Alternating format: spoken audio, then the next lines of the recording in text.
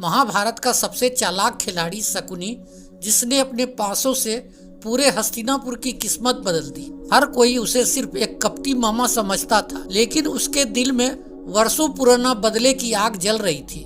कुरुक्षेत्र के युद्ध के अंत में जब चारों ओर विनाश ही विनाश था, घायल शकुनी जमीन पर पड़ा अपनी आखिरी सांसें गिन रहा था। तभी दुर्योधन उसके पास पहुंचा। दुर्योधन की आंखों में आंसू थे। उसने कांपती आवाज में पूछा, मामा श्री, आपने हमेशा मेरा साथ दिया, अब मुझे छोड़कर मत जाइए। शकुनी हल्का सा मुस्कुराया। उसने अपनी खून से सने पासों को हाथ में लिया और धीमी आवाज में बोला, दुर्योधन, क्या तुम जानते हो मैंने ये युद्ध क्यों कराया? दुर्योधन चौंक गया। उसे लगा मामा उसकी मौत के लिए सब कर रहे थे। तभी शकुनी ने कहा, मैंने तुम्हारा साथ नहीं दिया, मैंने केवल अपने परिवार की मौत का बदला लिया है। तुम मेरे बदले की सबसे बड़ा हथियार थे। इसने अपने जीवन का उद्देश्य केवल बदला माना था। कुरुक्षेत्र की भूमि पर रक्त की नदी बह रही थी।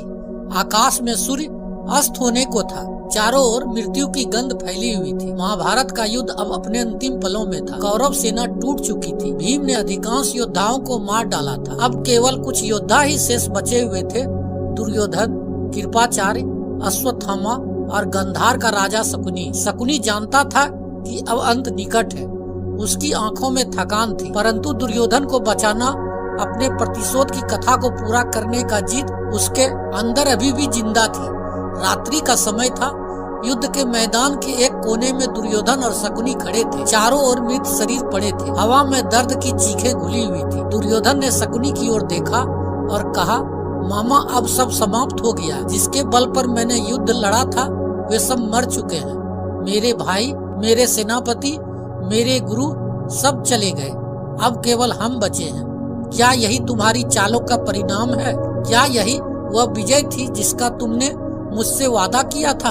शकुनी की आंखों में गहरी उदासी थी, परंतु उसके होठों पर एक हल्की मुस्कान भी थी। उसने कहा, याद रखो दुर्योधन, मैंने तुमसे कभी विजय का वादा नहीं किया था। मैंने तुम्हें केवल वो रास्ता दिखाया था जिस पर चलकर तुम अपना भाग्य खुद तय कर सको। मेरा उद्देश्य कभी हस्तिनापुर का सिंहासन नहीं था। मेरा उद्देश्य केवल प्रतिशोध था और वह मैं पा चुका हूँ। तुमने अपने प्रतिशोध के लिए मेरे पूरे परिवार को नष्ट कर दिया। मेरे भाई मारे गए, मेरे मित्र चले गए और अब मैं भी मृत्यु के द्वार पर खड़ा हूँ। क्या यही न्याय था?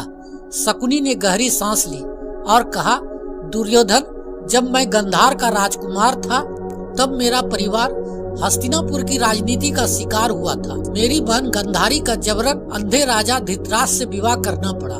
मेरे 100 भाई भूख से मरे क्योंकि हस्तिनापुर ने हमें कैद में रखा। तब मैंने प्रतिज्ञा की थी कि मैं इस वंश को उसी पीड़ा का स्वाद चखाऊंगा जो हमने झेली थी। तुम मेरे मोहरे थे, मेरे शिष्य नहीं। तुमने वह किया जो मैं चाहता था और अब जब वह वंश समाप्त हो रहा है, मेरा प्रतिशोध पूर्ण हुआ है। मैं मरूंगा पर संतोष के साथ। दुर्योधन की आंखों से आंसू निकल पड़े। उसने कहा, मामा, अगर तुम यह सब पहले कहते तो मैं कभी इस युद्ध में नहीं उतरता।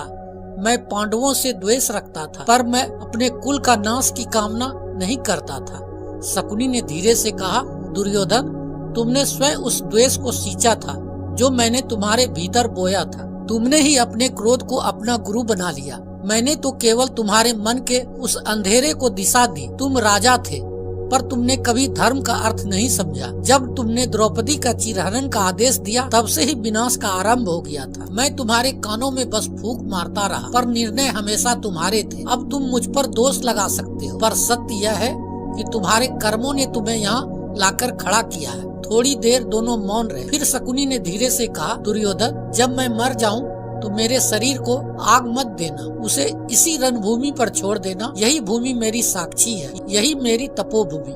मैंने यहाँ अपने जीवन का उद्देश्य पूरा किया। और याद रखना, इतिहास हमें खलनायक कहेगा, पर असल में हम वही करते रहे जो नियति चाहती थी। दुर्योधन ने थके स्वर में कहा, क्या नियति इतनी निर्दयी होती है मामा? शकुनी ने कहा, हाँ दुर्योधन, नियति से कोई नहीं बचता। कृष्ण भी नहीं, मैं भी नहीं, तुम भी नहीं। हर व्यक्ति इस खेल का एक मोहरा है। मैंने पासे फेंके, पर पासे में मेरे हाथों में किसी अदृश्य शक्ति से चल रहे थे। आज सोचो, अगर मैं नहीं होता तो क्या तुम वही दुर्योधन होते जो दुनिया जानती है? नहीं, मैं वो छाया था जो तुम्हारे भीतर के अहंकार को जीवित रखती, और अब जब वह अहंकार मरा है, मैं भी मरने जा रहा हूँ। यही इस कथा का अंत है। इतना कहकर शकुनी ने दुर्योधन के कंधे पर हाथ रखा। उसकी आंखों में अब कोई छल नहीं था, केवल थकान और संतोष था। उसने धीरे से कहा, अब तुम जाओ, अपने युद्ध की तैयारी करो, तुम्हें अकेले लड़ना है। मैं अब इस धरती पर अधिक देर नहीं रुक सकता। सुबह जब युद्ध आरंभ हुआ, भीम ने शकुनी को चुनौती दी। शकुनी जानता था कि उसका अंत निश्चित है, पर उसने रणभूमि में कदम रखा। भीम ने अपने गदा प्रहार से शकुनी को घायल किया। मरते हुए शकुनी ने आखिरी बार आकाश की ओर देखा और बोला, हे विधाता, तूने मेरा खेल पूरा किया, अब मैं विश्राम कर सकता हूँ। दुर्योधन दूर खड़ा था। उसने शकुनी को मरते देखा। उसकी आंखों से फिर आंसू बह निकले। वे समझ गया था कि उसका मामा केवल एक व्यक्ति नहीं था, बल्कि एक विचार था। वो विचार जो बदले की आग में जलकर सब कुछ भस्म कर देता है। तो मित्रों, आपको शकुनी के बारे में क्या राय है? आप अपनी राय हमें कमेंट बॉक्स में लिखकर बता सकते हैं। वीडियो पसंद आई हो तो वीडियो को सब्सक्राइब जरूर करें। धन्यवाद।